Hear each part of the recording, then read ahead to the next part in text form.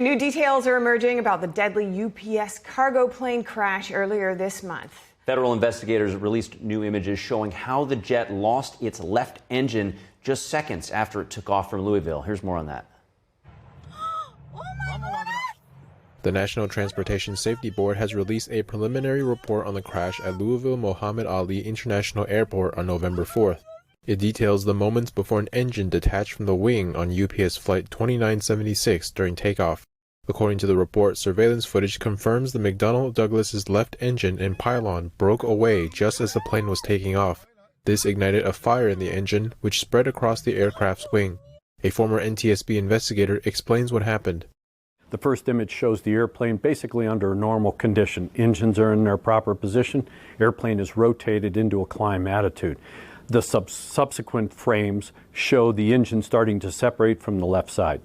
That separation, the motor mount broke, and unfortunately the engine propelled itself over the top of the left wing, created a fireball.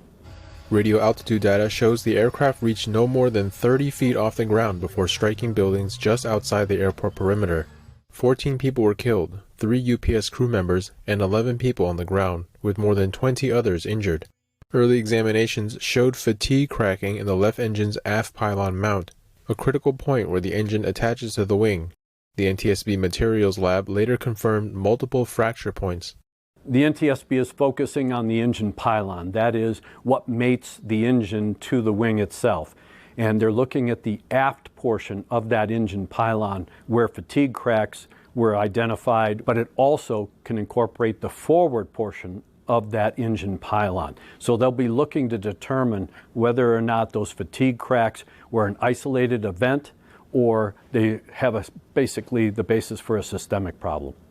Investigators noted the plane had not yet flown enough cycles to warrant special detailed inspections of that particular part, which might have revealed a problem.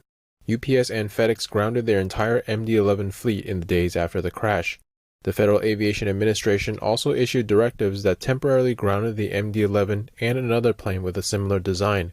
The NTSB also noted similarities to the 1979 American Airlines Flight 191 disaster, where the same type of structural failure caused a deadly crash in Chicago. The agency says its investigation into the crash is still ongoing.